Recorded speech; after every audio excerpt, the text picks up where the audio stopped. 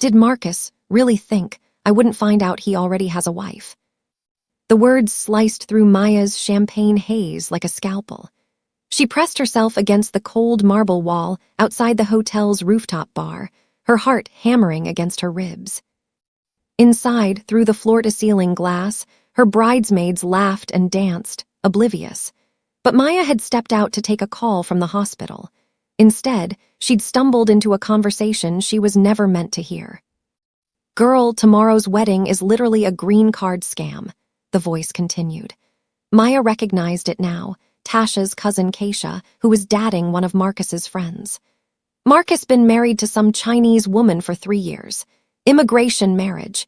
He gets his permanent residency next month, then boom, divorces her, marries Maya, plays happy family. "That's foul," another woman responded. "That's Marcus," Keisha laughed. "Maya's just the respectable upgrade. Doctor pretty comes from money. His parents approve of her. Meanwhile, wife number 1 gets paid and disappears." The rooftop tilted. Maya gripped the railing, staring down at the Chicago skyline 40 stories below. Lights blurred into streaks of gold and white. 3 years. 3 years of date nights and family dinners, and planning this perfect wedding. 3 years of believing Marcus Lee loved her. And he already had a wife. Her phone buzzed. "Marcus, where'd you go, babe? Your girls are looking for you." She wanted to scream, wanted to march inside and throw her drink in his face, wanted to call off the wedding right now, tonight, consequences be damned. Instead, her hands shook so badly, she nearly dropped her phone. "I need to get out of here," she whispered to no one. But before we dive deeper into how Maya's escape from her bachelorette party leads to the most dangerous and unexpected decision of her life, make sure you hit that subscribe button and drop a comment below telling me, would you confront your fiancé immediately or run? Now let's continue. Maya didn't go back to the bachelorette party, didn't say goodbye to her bridesmaids or her best friend Tasha, who'd flown in from Atlanta and would definitely kill her later for disappearing. She grabbed her clutch and ran for the elevator, visions swimming with unshed tears. The elevator doors opened. She stumbled inside and jabbed the button for the lobby, but as the doors began to close, a hand shot through. A man stepped in. Tall, broad-shouldered, wearing a black suit that probably cost more than her car. His face was all sharp angles and cold beauty, high cheekbones, dark eyes that seemed to calculate everything in a single glance, black hair swept back from his forehead. A thin scar cut through his left eyebrow. He was stunning, and he was staring at her. "You're crying," he said. His voice carried the faintest accent, Korean maybe, softened by years of English. "I'm fine." Maya swiped at her face, smearing mascara. "Just allergies." "Allergies?" He didn't sound convinced. "At a hotel bar at midnight." The elevator descended in silence. Maya focused on the numbers ticking down, 38, 37, 36, and tried not to sob. "Whoever he is," the stranger said quietly, "he's an idiot." She laughed, sharp and broken. "You don't even know what happened." "You're wearing a bride-to-be sash." He nodded at the white silk across her chest. "And you're running away from your own bachelorette party. Either the groom did something unforgivable, or you did." The elevator jolted to a stop, 23rd floor. A drunk couple stumbled in, giggling. Maya and the stranger shifted to opposite corners. Their eyes met across the cramped space. His gaze held something she couldn't name. Recognition, maybe. Like he understood exactly what it felt like to have your world collapse. The elevator finally reached the lobby. The drunk couple stumbled out. Maya started to follow, but the stranger's voice stopped her. "There's a private lounge on the 51st floor." He held the door open. "Quiet, no questions, better place to fall apart." "I don't even know you." "Exactly." Something that might have been a smile ghosted across his face. "Which makes me the perfect person to fall apart in front of." Every rational thought screamed at her to walk away, but Maya was so tired of being rational. Rational had gotten her engaged to a liar. "One drink," she heard herself say. The 51st floor wasn't a lounge. It was a penthouse suite. Floor-to-ceiling windows overlooked the entire city, and the furniture looked like it belonged in an art museum. A full bar sat in the corner, backlit and gleaming. "You live here?" Maya asked. "I'm staying here." The stranger moved to the bar. He poured 2 glasses of something amber. "Business trip." "Must be some business." "It pays well." He handed her a glass. "What's your name?" Maya Johnson." "Jin." He raised his glass slightly. "To terrible nights and expensive alcohol." The whiskey burned her throat. She drained half the glass in one swallow. "So," Jin said, settling into a leather chair across from her, "what did Marcus do?" "How do you know his name?" "You said it in the elevator, under your breath, right before you called him a lying piece of shit." Had she? The edges of the last 20 minutes were blurry. "He's already married," Maya said flatly. "Immigration scam. I'm just the respectable second act." Jin's expression didn't change, but something flickered in his dark eyes. "Marcus Lee." Her stomach dropped. "You know him?" "I know of him." Jin swirled his whiskey. "My family does business in Chicago. The Lee family has a reputation." "For what?" "Cutting corners, taking shortcuts, using people." His gaze locked onto hers. "Sounds like Marcus learned from the best." Maya laughed bitterly. "I'm a pediatric surgeon. I graduated top of my class at Johns Hopkins. I've published research in 3 major journals." Her voice cracked. "And I still got played like a fool." "Intelligence has nothing to do with trust," Jin said quietly. "You trusted him because that's what you're supposed to do with someone you love. He's the fool for not seeing what he had." She didn't know why those words hit so hard. Maybe because they came from a stranger who had nothing to gain from lying to her. Tears spilled down her cheeks. Jin stood and crossed to her. He pulled a handkerchief from his pocket, actual cloth, monogrammed, and handed it to her. "I'm ruining your night," Maya whispered. "My night was boring until you showed up." She looked up at him. He was close now, close enough that she could smell his cologne, bergamot and cedar. "Why are you being so nice to me?" "Maybe I like ruining the Lee family's plans." There was something dangerous in the way he said it. It should have scared her. Instead, it made her reckless. "I don't want to think about him anymore," Maya said. "I don't want to think about the wedding or the lies or any of it." "Then don't. Make me forget." The words tumbled out before she could stop them. "Just for tonight, make me forget Marcus exists." Jin went very still. "You're hurt, you're angry, you'll regret this." "I already have regrets." She stood, closing the space between them. "What's one more?" For a long moment, he just looked at her. Then he reached out and traced her jaw with his thumb. "If we do this," he said softly, "you walk away tomorrow. No guilt, no strings, just tonight." "Just tonight," she agreed. He kissed her. And for a few stolen hours, Maya forgot about Marcus, about the wedding, about everything except the feel of Jin's hands on her skin, and the way he whispered her name like it was something precious. Morning arrived like a punishment. Maya woke tangled in Egyptian cotton sheets, head pounding, body aching. Sunlight streamed through the windows, Chicago sprawling below. The bed beside her was empty. She sat up too fast, clutching the sheet to her chest. Her bridesmaid dress lay crumpled on the floor next to a man's shirt. "Oh God," she whispered, "what did I do?" "You're awake." Maya spun.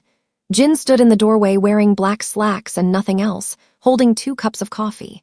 In daylight, he was even more striking. Tattoos snaked up his left arm, a dragon mid-flight surrounded by cherry blossoms and Korean characters. "I should go," she blurted. "The wedding's at 4, I need to." "You're still getting married." His voice was carefully neutral. Maya's mind raced. "I don't know, I need to think. I need to talk to Marcus and what? Confirm that he's already married before you decide if you want to marry him too." The words stung because they were true. "You don't understand," she said. "Our families are connected. There are business deals involved. My father's firm merged with the Lee family's company last year. So you'll marry a liar because it's convenient." Says the man I just slept with 12 hours before my wedding. She grabbed her dress. I don't even know your last name. Kang, he set the coffee cups down. Jin Kang. The name meant nothing to her. Look, last night was a mistake, Maya said. I was drunk and angry and… Hurt, Jin finished. You were hurt. He sat on the edge of the bed. Maya, I'm going to tell you something and you're not going to like it. What? Marcus Lee is my cousin. The room stopped spinning and started free-falling. What? The word came out strangled. My mother was Korean. She had an affair with my uncle Marcus's father 30 years ago when he was stationed in Seoul. Jin's voice was matter-of-fact. When she got pregnant, the Lee family paid her to disappear. I was raised in Busan until I was 16 when my mother died. Maya couldn't breathe. You knew. Last night you knew who I was. I knew who Marcus was marrying. I didn't know you'd walk into my elevator. This was revenge. You slept with me to get back at your cousin. No, Jin's eyes blazed. I slept with you because you walked into my life furious and broken and beautiful, and I wanted you. Then what was it about? Fate, opportunity, he shrugged. Pick whichever you like.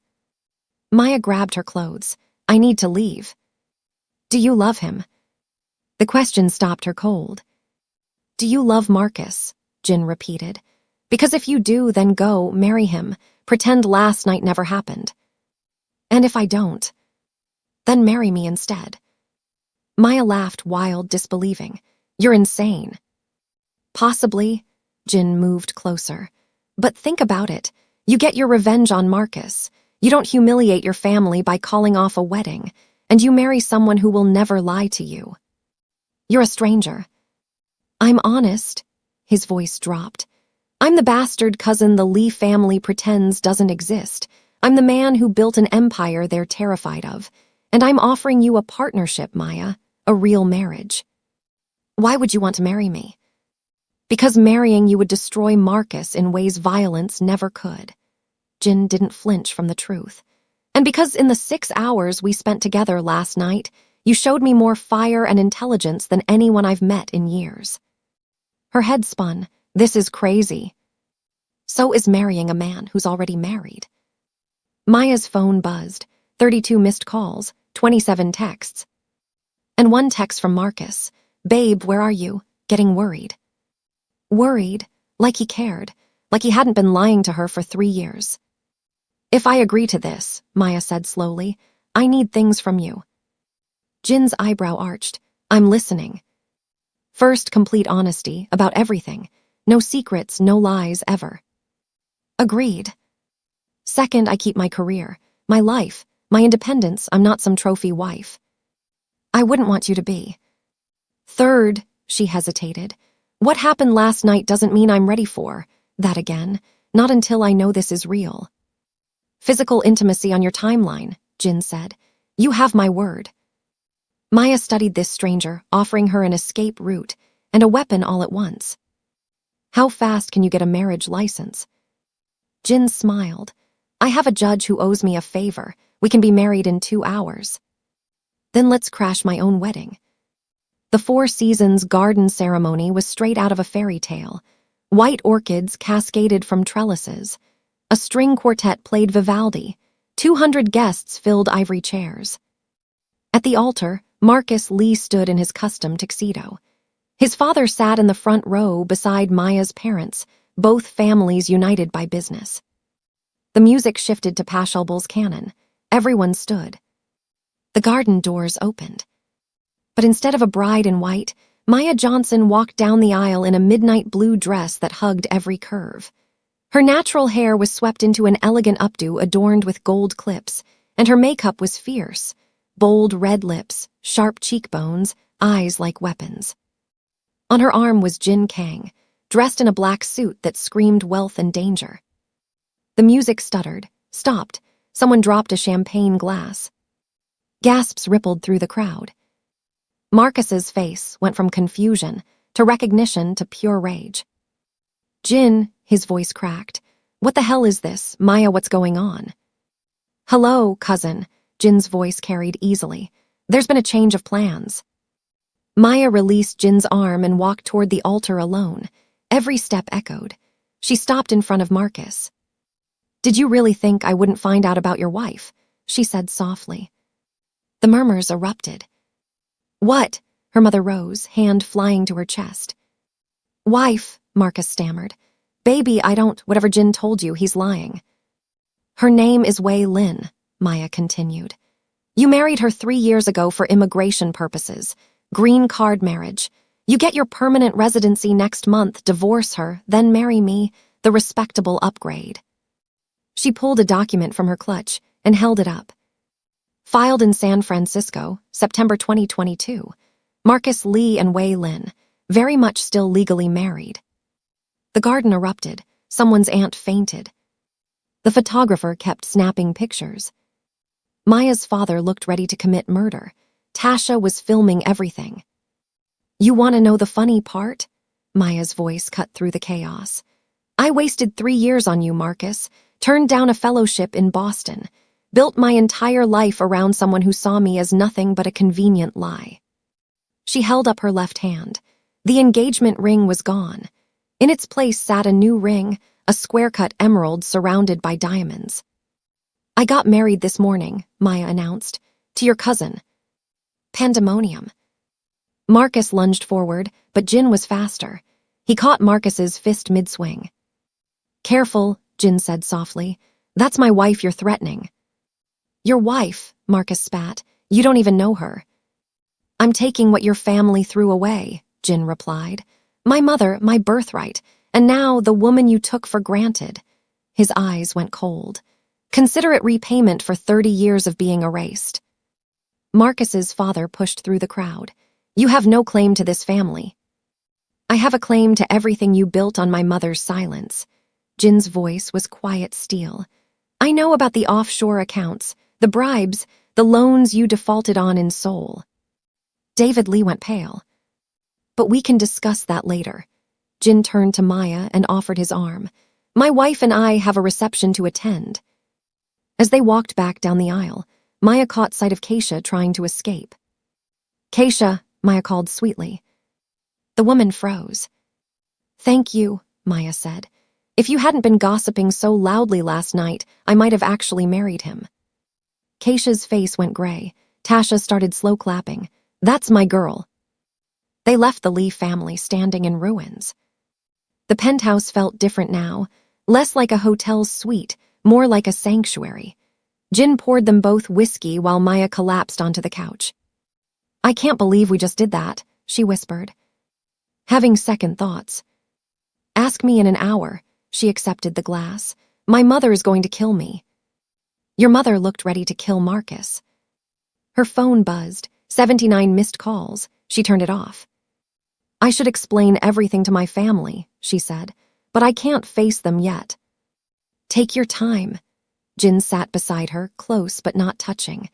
"This is real now, Maya, legally binding. If you want out, tell me now and I'll have divorce papers drawn up tomorrow." She studied his face. "Tell me the truth about what you do." Jin met her gaze steadily. "My organization handles imports and exports. Some of it's legitimate, textiles, electronics.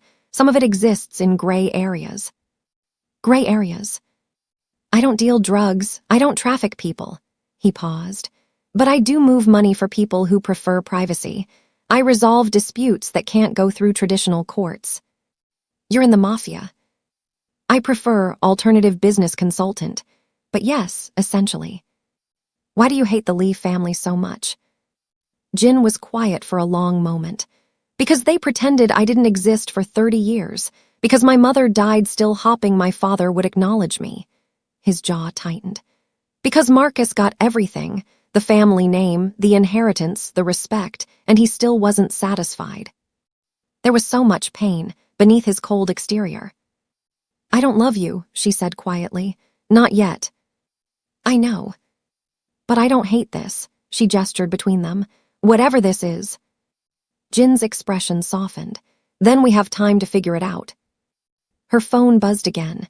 A text from Tasha, girl. "Calling me. Your mom is losing it but also secretly proud. Your dad wants blood. I'm living for this drama. Also, that man is fine." Are you safe? Despite everything, Maya laughed. What? Jin asked. My best friend. She showed him the text. He smiled, a real smile that made him look younger. Smart woman, your friend. The next 3 weeks were chaos. Maya's family demanded meetings, explanations, proof that Jin wasn't some psychopath. Her mother lectured her for 2 hours about impulsive decisions, then immediately started planning a proper reception.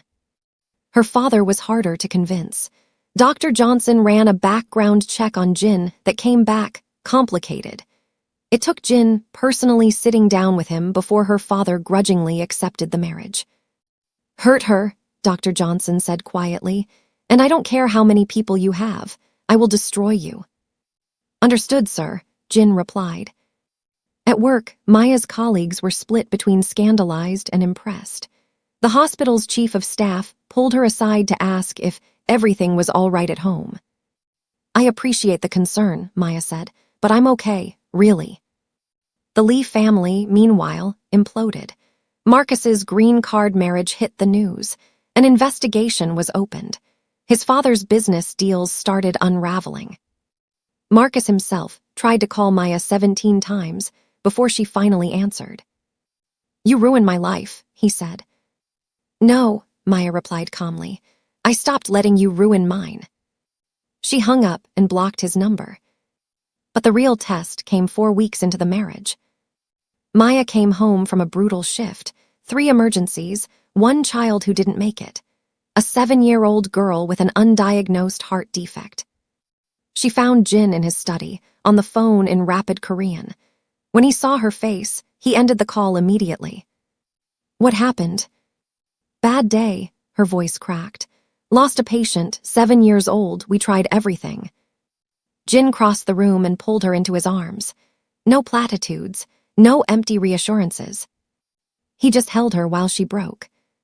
Maya cried into his chest while he held steady, one hand stroking her hair, the other pressed against her back.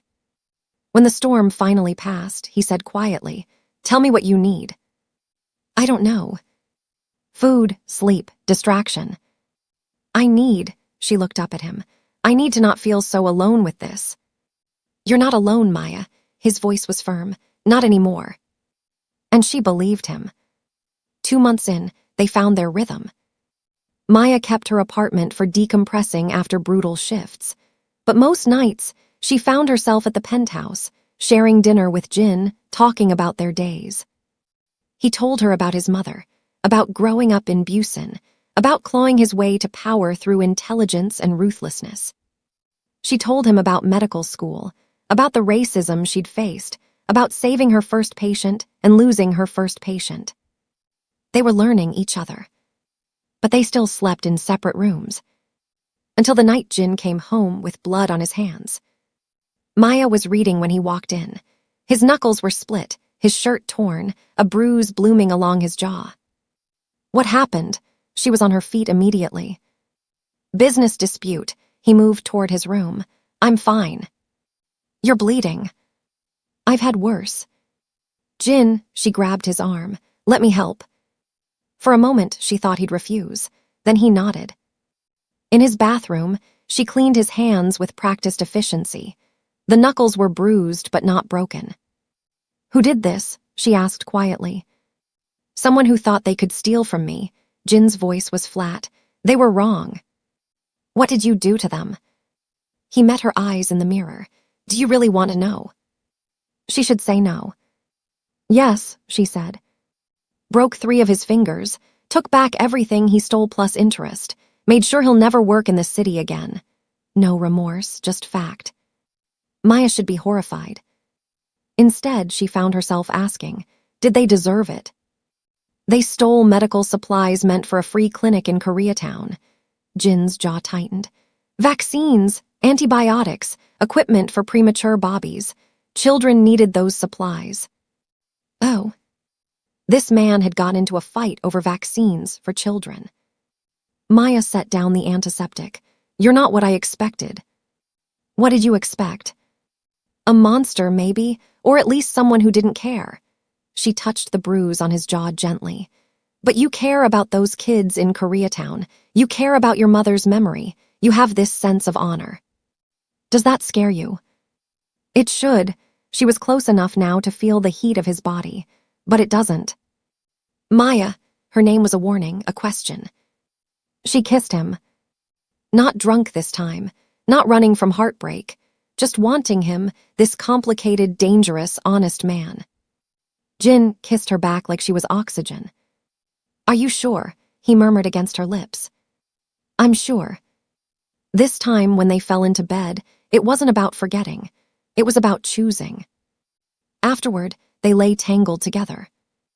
I need to tell you something, Jin said quietly. Maya's stomach dropped. What? The free clinic I mentioned, the one that was robbed. He paused. I own it, have for 3 years. I fund it through my legitimate businesses. She propped herself up on one elbow. Why? Because my mother died of a treatable infection because she couldn't afford antibiotics. His voice was steady, but she heard the pain. Because children shouldn't suffer because their parents are poor. Maya's heart cracked open. This impossible man who broke bones and funded free clinics. I'm falling in love with you, she said.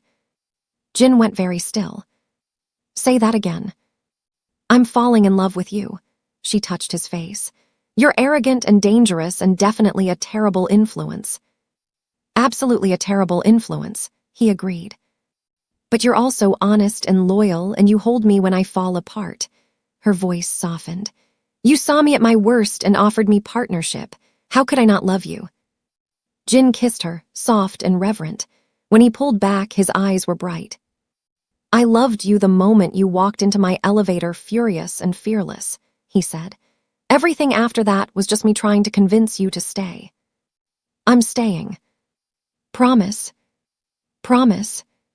6 months after their impulsive wedding, Maya stood in the penthouse watching snow fall over Chicago. Behind her, the life they'd built together hummed, Jin's business calls, her surgery journals, the comfortable silence. Her phone buzzed. A text from Marcus. Can we talk? I know I don't deserve it, but I want to explain. She stared at it for a long moment. 6 months ago, that message would have destroyed her. Now she just felt nothing, maybe a little pity. She deleted it without responding. Still bothering you? Jin appeared with hot chocolate. Not anymore. Maya accepted the mug. He wanted to talk, to explain. Do you want to hear it? No. She was surprised by how certain she sounded. Whatever he has to say doesn't matter anymore. Do you miss her, the woman you were before? Maya considered the question. Did she miss the woman who'd been so desperate to be loved that she'd ignored every red flag? No, she said finally. She was nice, but she wasn't happy. And now? Now I'm married to a criminal with a secret soft spot for free clinics, and I've never been more myself. She turned to face him. You know what Marcus said to me once? He said I was too intense, that I cared too much about my patients, worked too hard. He was an idiot. He was intimidated. Maya smiled. But you never are. You like that I'm intense. You respect my work. Jin set down his mug and pulled her close. You're magnificent when you're in your element. Why would I want you to be anything less? See, this is why I'm keeping you. He laughed. Good, because I wasn't planning on going anywhere. They stood like that, watching the snow fall. Jin. I love you, not falling anymore, fully landed. He pulled back just enough to see her face. I love you too. Even though I walked into your elevator, crying over another man. Especially because of that, he smiled. You were at your lowest and still had the courage to burn everything down and start over. That's strength. Maya's phone buzzed. Tasha, dinner this weekend. Want to meet this mysterious husband properly. Also, your mom wants to plan that reception. My mother wants to throw us a party, Maya said. A party where your family can interrogate me. Exactly. Jin considered this. Will there be food? Knowing my mother, a ridiculous amount. Then I accept. Just like that. Maya, I married you to destroy my cousin and ended up falling in love with you instead. Meeting your family properly is the least terrifying thing I've done in 6 months." She laughed. Later that night, Maya lay awake thinking about the strange path that had brought her here. The overheard conversation, the elevator, the stranger who'd become her husband, then her partner, then her love. She'd sought revenge and found something better. "You awake?" Jin's voice was soft.